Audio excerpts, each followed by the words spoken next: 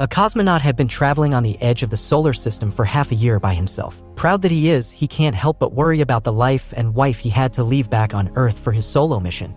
After discovering an ancient creature in the bowels of his ship, said creature lent a helping hand to the lonely cosmonaut. The movie begins with a cosmonaut named Jakub Prochaska getting patched in for an interview for the Eurospace program. Jakub's solo journey outside the Earth has been going on for 189 days, and he is currently on the outskirts of Jupiter. Jakub talked about the reason for his solo journey, and it was the Chopra cloud. He was planning on collecting and analyzing the particles that make up the cloud. Jakub was then interviewed by a young girl named Anna, who refers to him as the loneliest man in the world for being the farthest away from anyone in history. Jakub denied being lonely, but his expression says otherwise. Jakub's sleep was disturbed by the loud sound the toilet was making.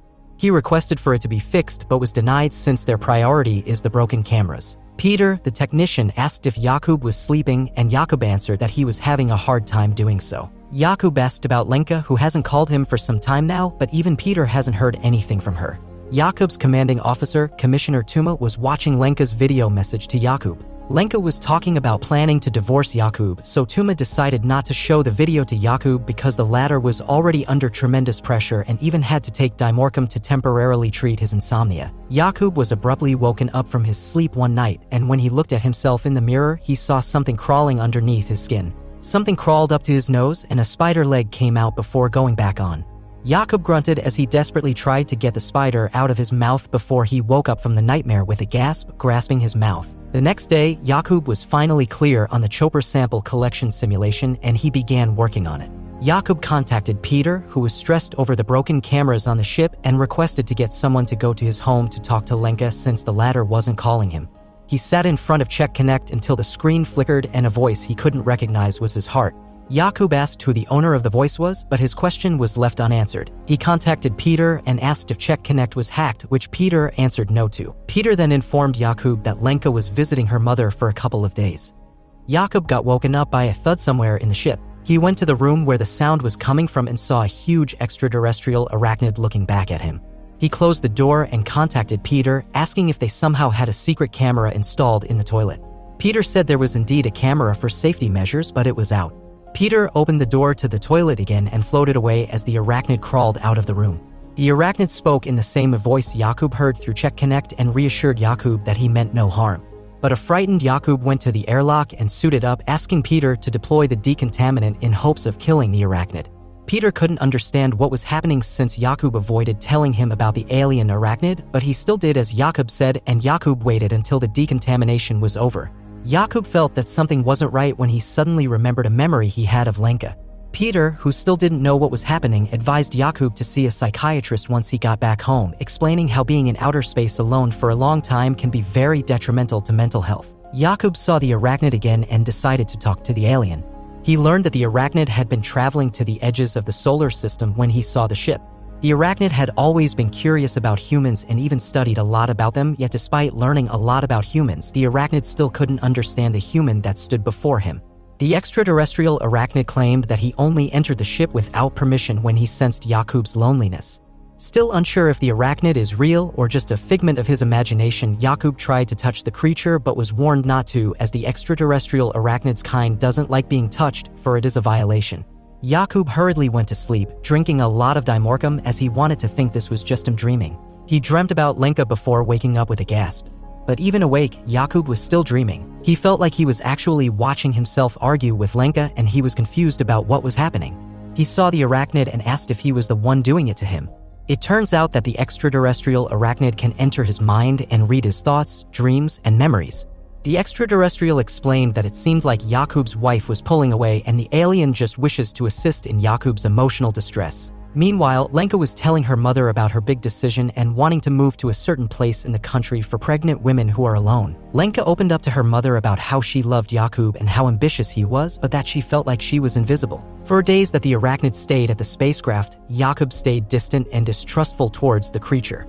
When Jakub found the arachnid back in the room where he first found him, sleeping while hugging the humming tube that attracted him, he was amused, to say the least.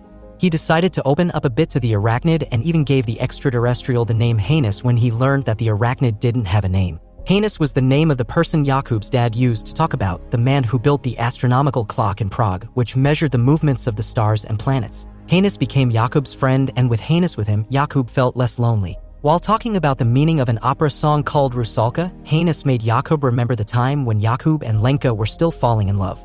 Jakub looked sad as he pleaded with Hannes to stop doing things to him. That night, Jakub woke up with a gasp as he was suddenly hit with his childhood memories. He talked to Hannes, and the arachnid confessed that he entered Jakub's thoughts but stopped when he felt uncomfortable because of the amount of guilt Jakub was keeping inside. Hannes asked him about his past, and Jakub opened up about the traumatic memory of his father's death. His father was a member of a communist party and was an informant for them. His father was a good man who did bad things, and it traumatized Jakub greatly when he witnessed the death of his father. By agreeing to take the solo mission, Jakub hoped it would allow him to atone for his father's sins. Hannes sensed this, and he advised Jakub to focus more on his pregnant wife and be something his father wasn't, a good father. Commissioner Tuma visited Lenka to talk about the video message Lenka sent. She admitted that she didn't send the video to Jakub because it is her job to protect Jakub, and she knows that letting Jakub see that message would put his mental health in jeopardy. Tuma wanted to understand why Lenka decided to divorce his husband and leave him right when he was so far from Earth. Lenka didn't explain. She didn't have to. Before Tuma leaves, she reminds Lenka of when the latter asked Jakub why they still call each other when there's only silence between them. Tuma states that the silence is the point. Jakub and Lenka are silent every time they call each other, and that was fine because what matters is that they're silent together. The Ferta collection simulation had concluded, and Jakub had gotten close to the Chopra cloud. When he saw tiny pics of the Chopra cloud inside the ship, he was in awe and tried to get them but failed. Hannes states that it was the grain from the beginning and nothing can ever hold or contain it. Jakub watched as the grains left the spacecraft through the window, and he called Control to tell him about what he witnessed. But no one was answering, and Jakub realized he had lost communication with the Control. Jakub and Hannes watched as they neared the beginning. Jakub was concerned about what was going to happen, but Hannes reassured him that it was hard to describe and perhaps they would experience the beginning together. Later on, Hannes kept on trying to talk to Jakub about Lenka, but Jakub seemed to be distant when the topic was his wife. So Hannes made him see the things that happened to his wife while he wasn't around. Due to how ambitious Jakub was, he neglected his pregnant wife. Lenka used to carry another baby, their first offspring, but she had a miscarriage. They lost their first baby, and Jakub was not there.